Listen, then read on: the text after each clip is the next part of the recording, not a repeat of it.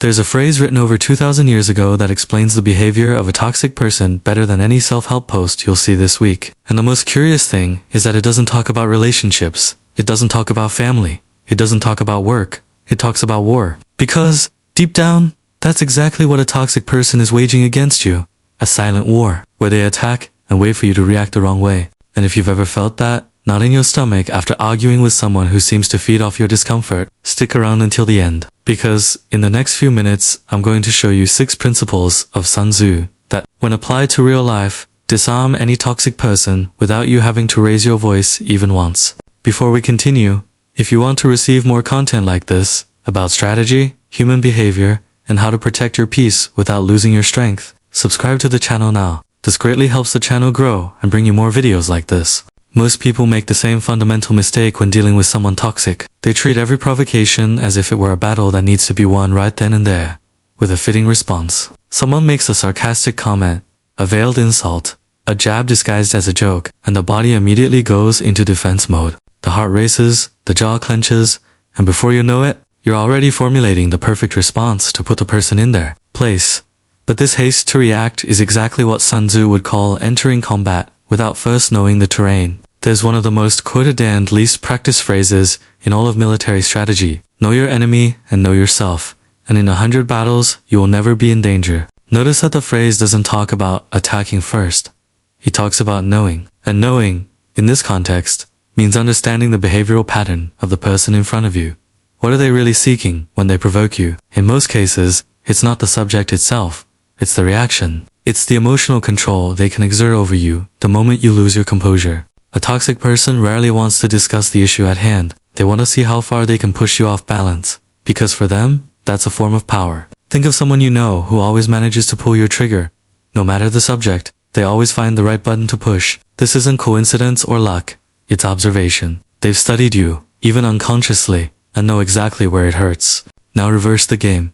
What if you did the same to them? What if, instead of reacting automatically, you observed their pattern? You would notice, for example, that they attack more when they're insecure, or when they realize they're losing ground, or when you're doing well and they're not. This type of observation changes everything, because it transforms you from target into observer. And here's the contrast that separates those who emerge stronger from a conflict from those who emerge weakened. On one side is the person who reacts impulsively, who provides ammunition, who unconsciously reveals each of their emotional weaknesses just to win the momentary argument. On the other side is the person who observes before acting, who holds an advantage, who understands that calculated silence is worth more than a sharp response. The first wastes energy trying to prove a point. The second saves energy by studying the game. And those who study the game, sooner or later, learn to win without even needing to enter the dispute. And that's exactly where the next secret lies. Because once you understand the game, the next step isn't learning to fight better. It's realizing that, most of the time, you don't even need to fight. There is a type of victory that almost no one values because it makes no noise. No one applauds, no one watches, no one comments, "Wow, what a response." But it is, without a doubt, the most valuable victory that exists. The one that no one even realizes has happened. But makes perfect sense when you understand the logic behind it. The supreme art of war is to subdue the enemy without fighting. Think carefully about what this means when applied to a toxic person. They want an argument. They want a confrontation. They want you to enter the arena because it's there, in the arena, that they have practice, a repertoire of ready-made phrases, years of experience, manipulating the emotional climate of a conversation in their favor. When you enter that territory, even if you think you're winning the argument, you've already lost something important. Your peace of mind, your time, your energy. And worse, you've given their provocation a weight it would never have on its own. This happens because engaging in a discussion, even if it's to defend yourself, legitimizes the attack. It's as if you're saying, without realizing it, your comment deserved an elaborate response. It deserved my time, it deserved my attention. And that's exactly what a toxic person seeks. Validation that they have power over your emotional state. When you refuse to play that game, you take away their fuel. Without a reaction, there's no spectacle. Without a spectacle, there's no reason to continue attacking, because the attack, without an audience and without a response, simply loses its appeal. Imagine two people receiving the same provocative comment in a work group. The first one retaliates point by point, tries to dismantle each argument, justifies themselves, explains themselves, goes into detail, leaves the room with their heart racing, reliving the scene all night. The second simply responds with a dry eye, understand, or doesn't respond at all, and goes back to what they were doing. The next day, who do you think is more worn out? And who, in the eyes of those who observed the scene, seemed more in control of the situation? The answer is obvious, but, in practice, we insist on choosing the path of exhaustion because culture has taught us that not retaliating is synonymous with weakness. Sun Tzu would completely disagree with this. For him, refusing unnecessary battle is the highest mark of strategic intelligence. And when you stop fighting on their terms, when you learn not to enter the arena that was set up specifically to bring you down, the next natural step in the strategy is even more powerful. Choosing the terrain where, if a confrontation is indeed inevitable, it will happen. Hey, if this content is making sense to you so far, leave a like and comment with just one word. Which of these principles do you most need to apply in your life right now? This really helps the video reach more people who also need to hear this. Toxic people thrive in specific environments. They rarely do well in places where there is time, calm, and clarity. Their natural habitat is chaos, heightened emotions, an audience, and the artificial urgency to solve this now.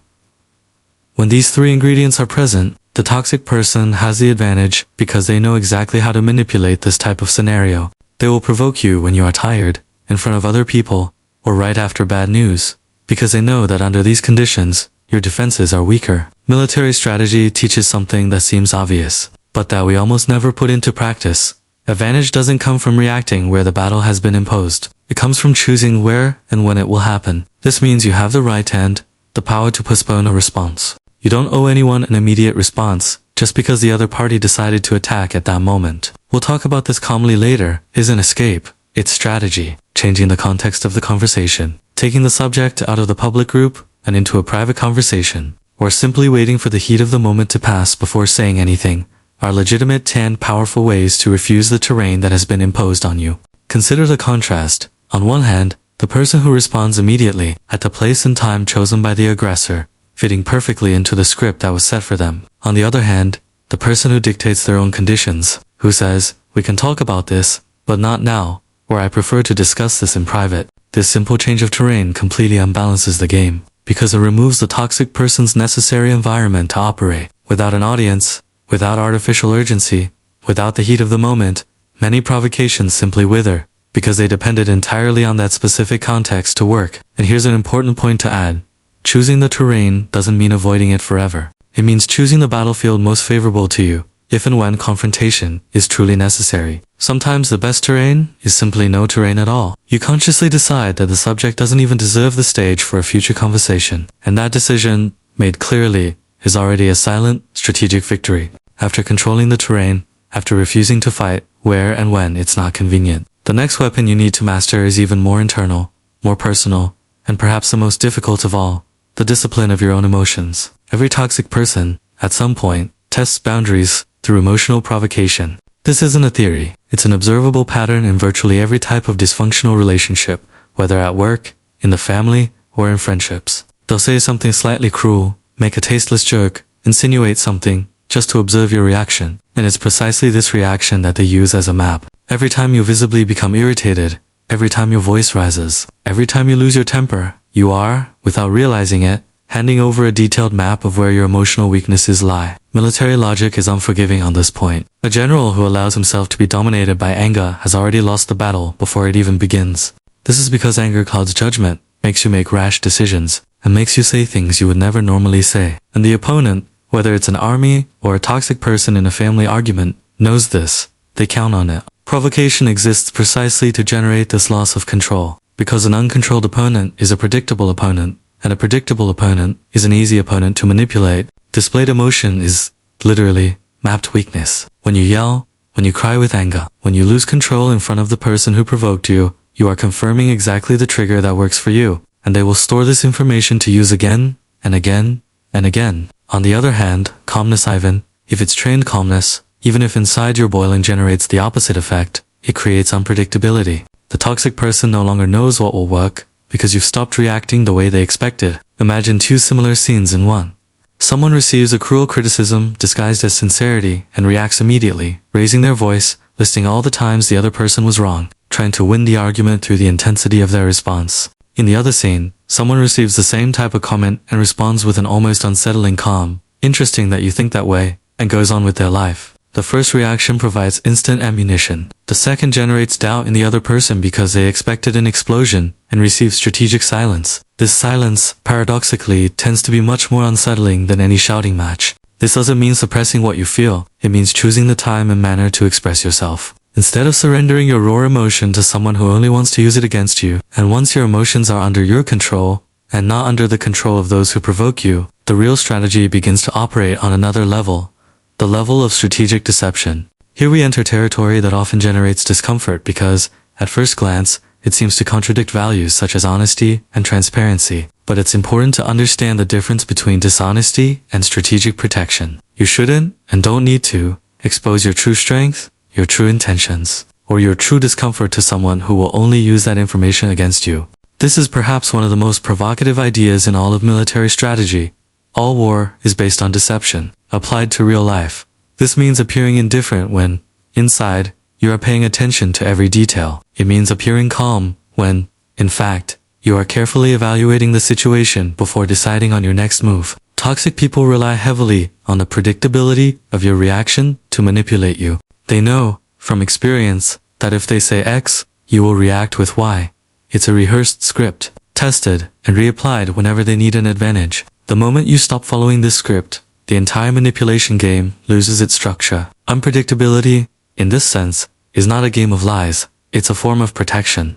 Keeping information about your real limits, your plans, and what truly bothers you to yourself is not dishonesty, it's strategic preservation. Not everyone around you deserves total access to what's going on inside you, especially if that person has repeatedly demonstrated that they use any emotional information as a weapon. You don't owe anyone an explanation about showing your cards to someone who has already proven they will use those cards against you. Think of someone who, even hurt by a comment, maintains a neutral expression and continues the conversation normally without revealing how much it hurt. This person isn't being fake, they're being strategic, because the moment they decide to act, whether by distancing themselves, setting a firmer boundary, or simply stopping giving space to that type of comment, they will act on their own initiative, in their own time, and not because they were emotionally cornered into reacting right then and there, in the way the other person wanted to see it.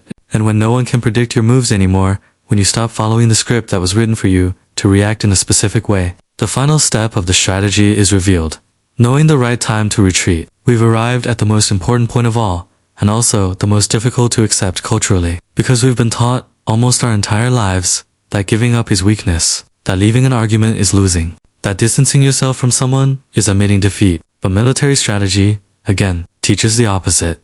Sometimes the smartest move isn't to win the confrontation, it's to withdraw from it completely. An experienced army knows exactly when to advance and when to retreat, without that retreat being interpreted as weakness, because the decision comes from calculation, not cowardice. Apply it to real life. This means that leaving a toxic relationship, ending a draining friendship, distancing yourself from a family member who only provokes you, or simply ceasing to pay attention to someone who only seeks reaction, is not failure. It is the most rational and strongest decision someone can make after observing, calculating, and understanding that that battlefield will never yield a good result for you, and there's a silent, almost invisible consequence that happens to those who consistently practice this discipline over time. The reputation of someone who isn't worth the effort to attack is built exactly like that, not through one confrontations, but through a solid stance, maintained repeatedly. Toxic people, deep down, seek easy targets.